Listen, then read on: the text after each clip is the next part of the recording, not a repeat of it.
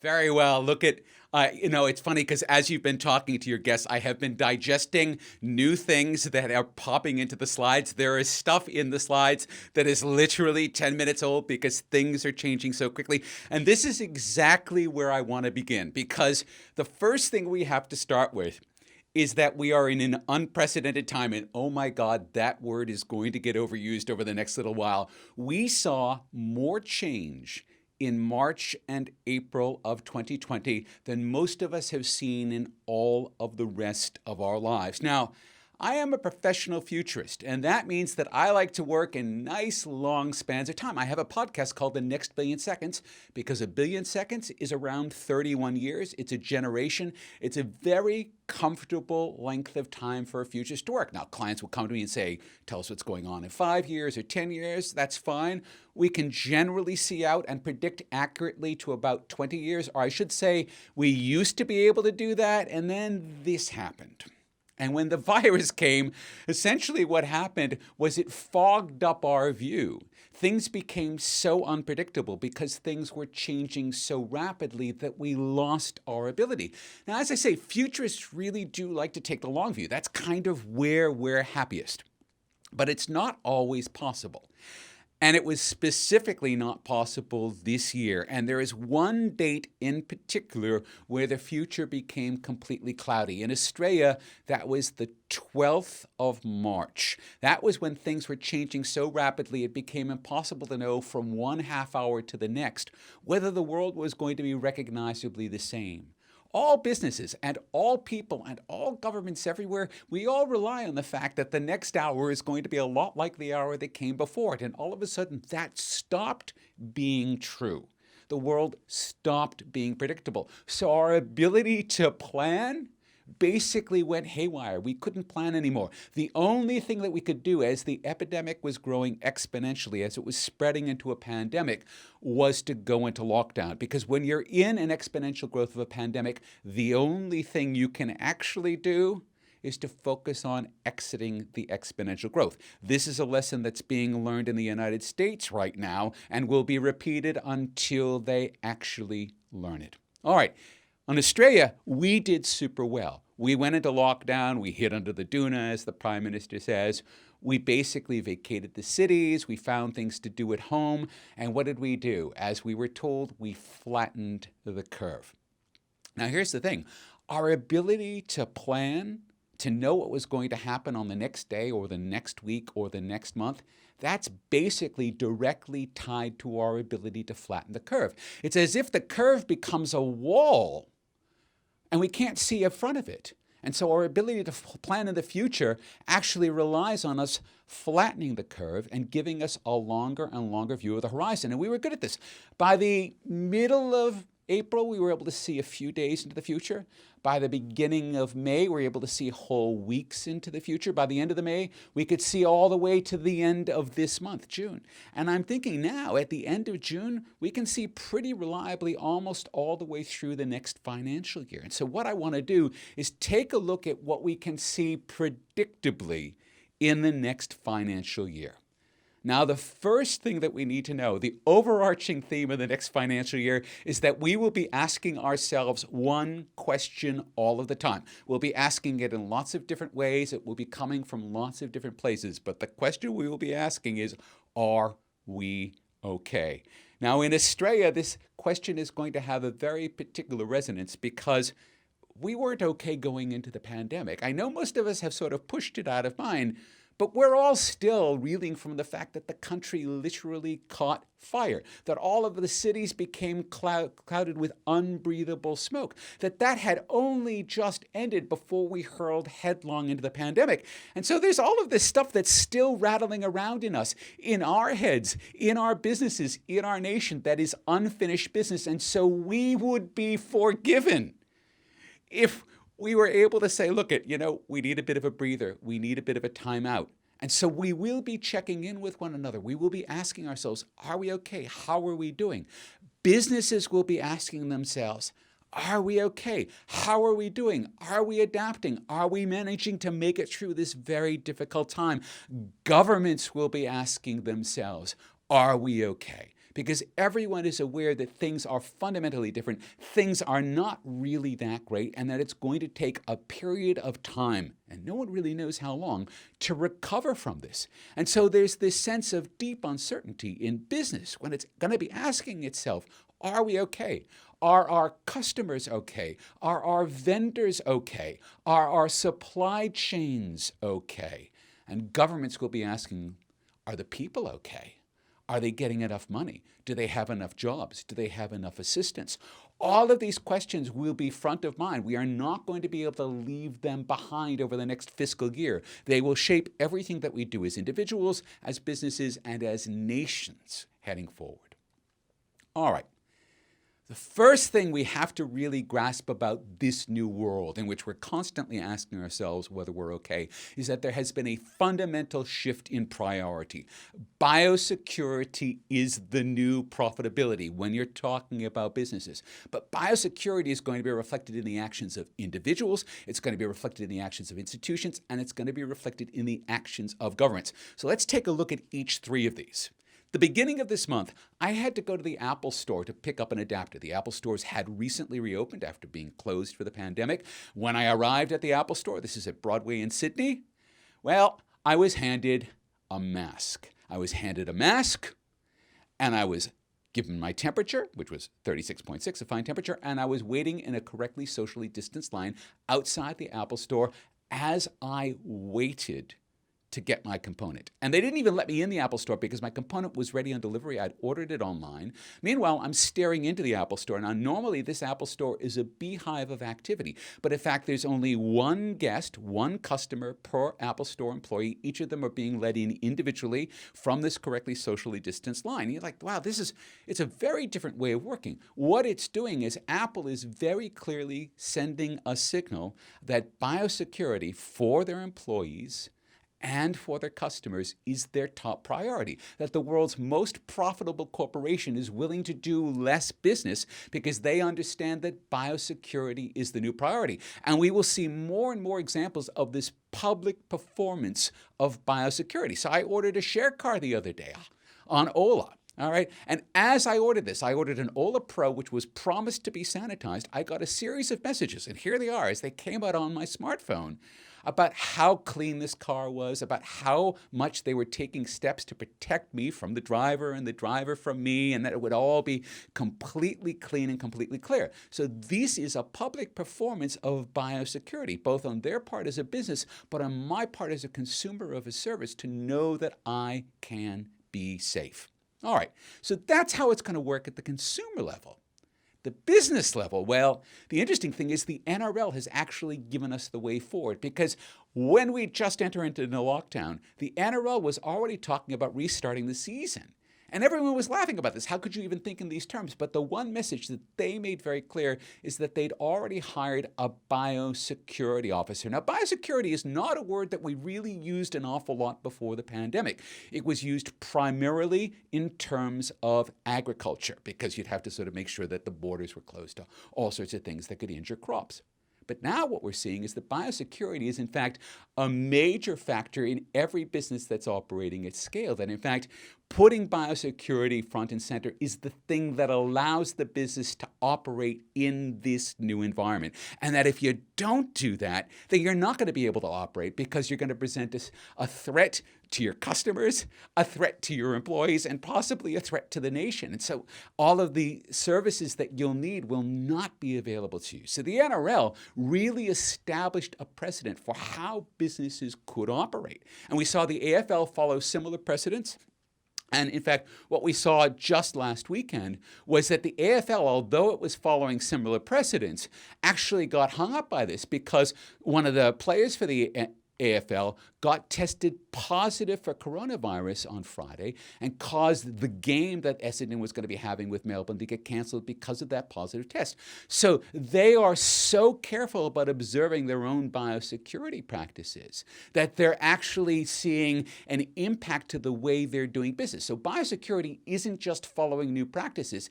It's that you're going to actually live in a highly dynamic environment, precisely because those practices will be happening and will be directly infecting your own business mandates. So the biosecurity needs of the organization are at a higher priority than any other needs of the organization. That means that the biosecurity role is now a central role in the organization. And what we're going to see again over the next year is that biosecurity role is going to start as a function, but as its function touches every part of the organization, as every part of the organization gets redesigned for biosecurity safety, as that role acquires more importance and more fundamental impact on the bottom line, that is going to be codified in a role that we're either going to call the Chief Health Officer or the Chief Wellness Officer, and that will be a C-level role that will be reporting to the CEO and to the board because biosecurity will be so fundamental to the business.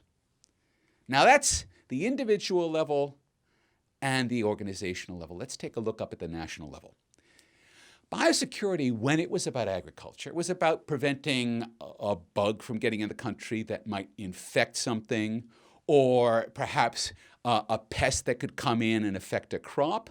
But now what we're starting to see is that biosecurity is such a major issue that if you get the wrong virus in the country, it doesn't cost a country billions of dollars.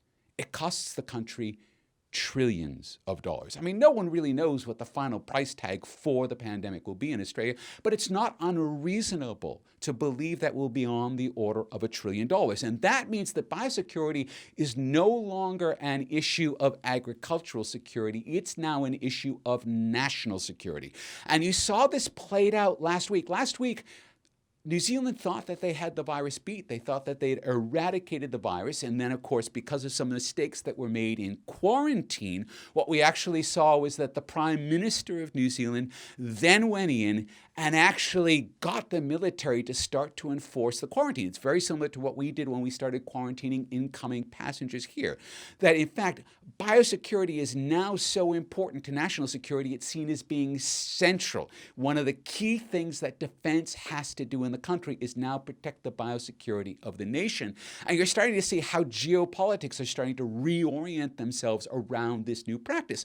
And so that all of the countries over the next year will be reordering their defense priorities around biosecurity priorities.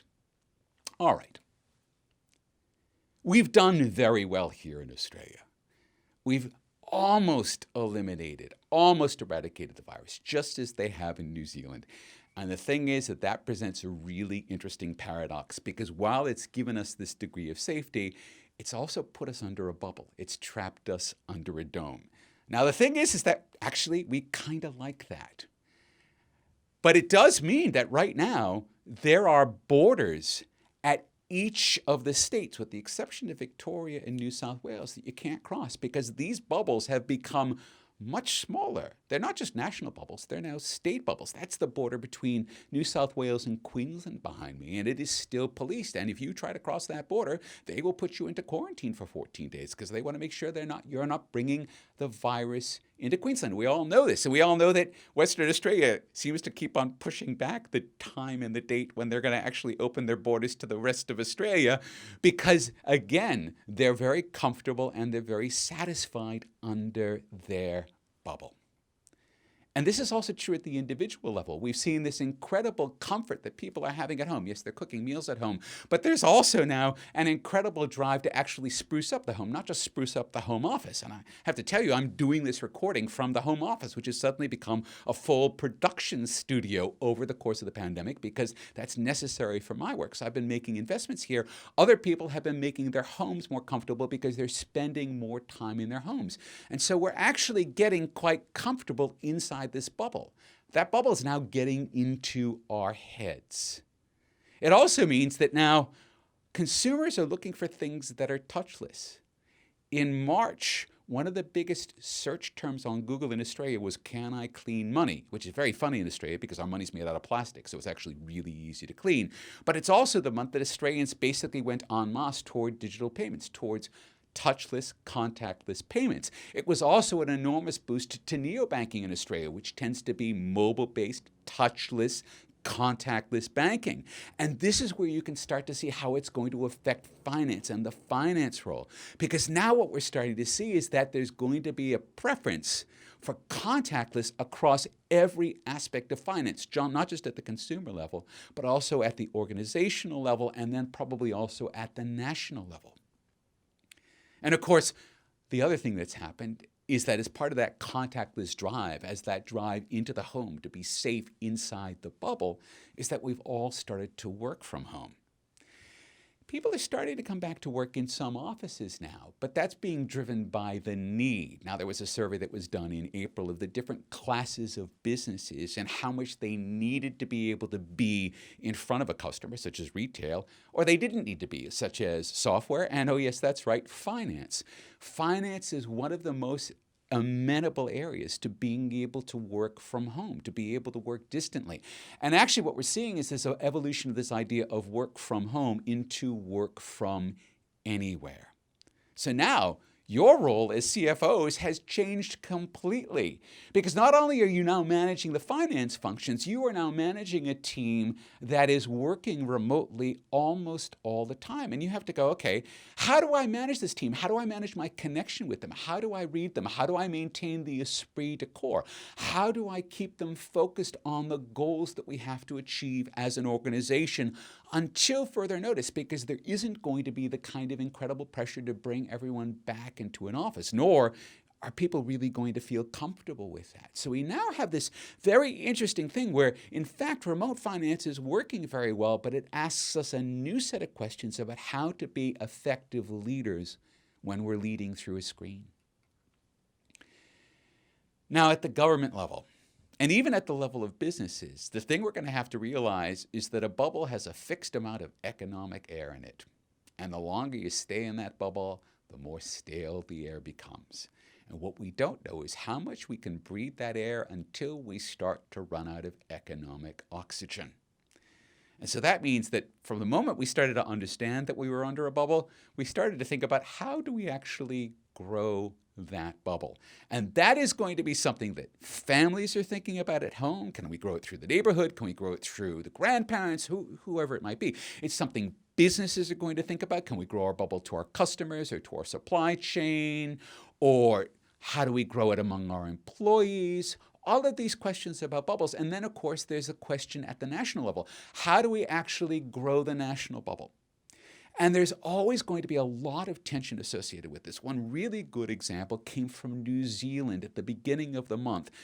In fact, New Zealand got into some conflict around the fact that they had to let the film crew who were making the sequel to Avatar, it's being made at Weta Studios in Wellington, they had to let that entire film crew, which is 100 people, into the country so they could continue making the film. Now, all of these people went into quarantine. They all did their quarantine.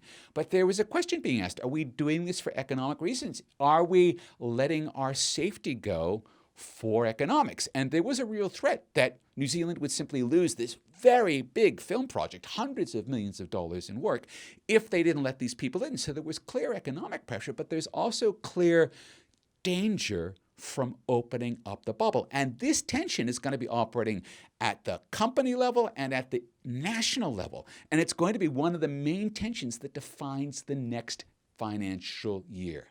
Now, the beautiful thing is we have an obvious candidate internationally to open up the bubble to, which is New Zealand. And already, almost from day one, people have been talking about this.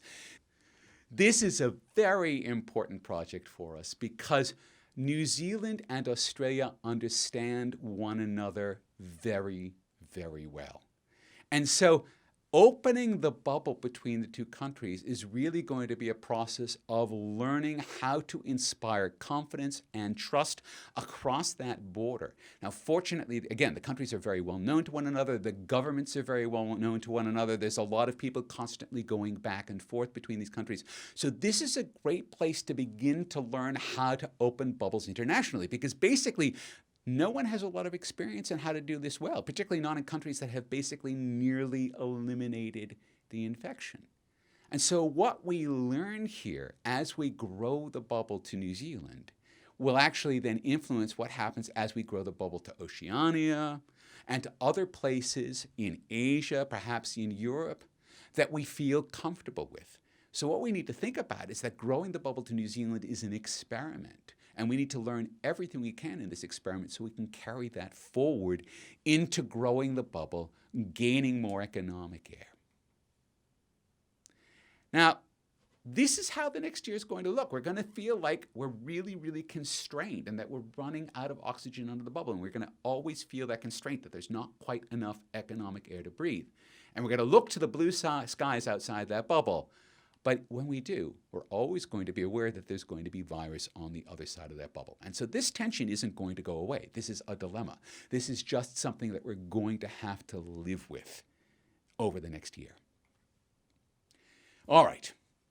I always end my Horizon reports with a risk analysis, and I break these risk analysis down into the known knowns, the known unknowns, the unknown knowns, and the unknown unknowns. So let's walk through all four of these.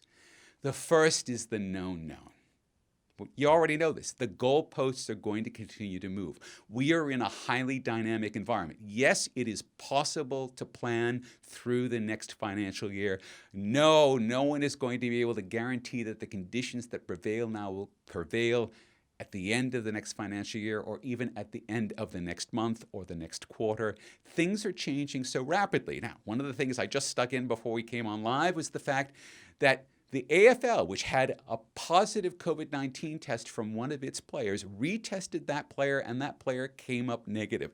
And so now the AFL is in this weird whipsawing position. They did the right thing. They canceled the game. And now everyone's going, well, what happened? Well, the testing's not perfect. Sometimes testing is going to give an inconclusive result.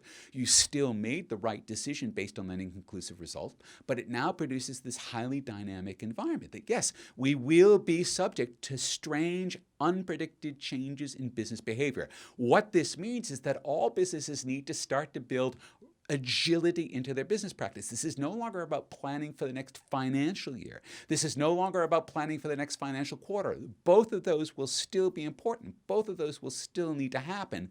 But in addition, you're going to need to move agilely day to day as conditions change. That's a new thing, and the companies that do that the best will be the companies that do the best over the next financial year. All right. The known unknown. As we all know, the JobKeeper comes to a grinding halt at the end of September, and the job seeker goes back to its old wage. And all of a sudden, a whole bunch of money that's being pumped into the economy by the government is going to go away. And everyone suspects that that is going to produce a cliff, and that businesses are going to fall off that cliff. It's suspected, it's predicted that 1/6 of Australian small businesses will instantly become insolvent when the JobKeeper ends. No one really knows what's going to happen, but we can see this in front of us. So this is the known unknown. And the danger here is that people are going to start to get incredibly conservative as we approach that cliff in anticipation and then actually amplify that cliff.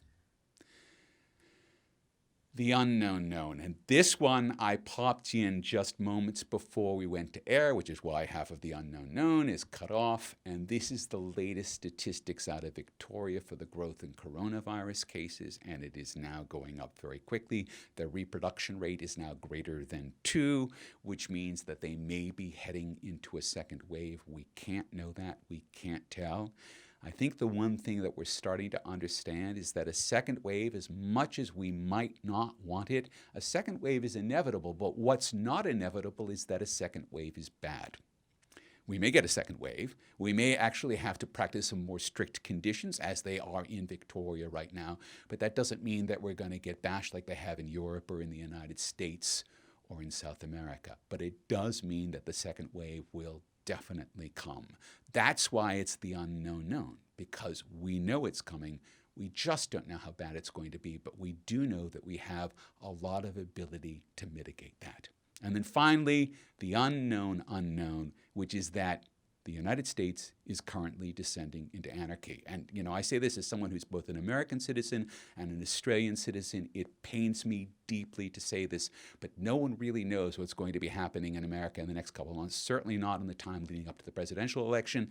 And I think it's very hard to know until Inauguration Day, which is the 20th of January, whether America will actually settle into any kind of predictability. Right now, America is the largest unknown on the global chart. We simply don't know what's happening there. And that's going to affect everyone's ability to forward plan. So overall, we'd like to think that we had a really fun ride on a roller coaster. We went up high and then we had this really big dip and we'll be pulling in and we'll be getting off the ride. And it's just starting to dawn on us now that the ride has only just barely started. We have a lot more loops, a lot more dips to come. And so what we really need to do is to remember to keep our hands and our feet inside the cart and safely and aware until we come to a complete stop. And that won't happen until there's a vaccine, and that vaccine has been distributed at scale. Billions of doses distributed all over the earth. And that's 12 to 18 months away in a best case. So what we need to remember is that, yes, this is going to be the most unpredictable time, but that it is possible for businesses to build that unpredictability into their planning and for them to be able to thrive as a result, even in this most unpredictable time. And if you'd like to read more of my Horizon reports, please just read them at markpesce.com/Horizon. Thank you.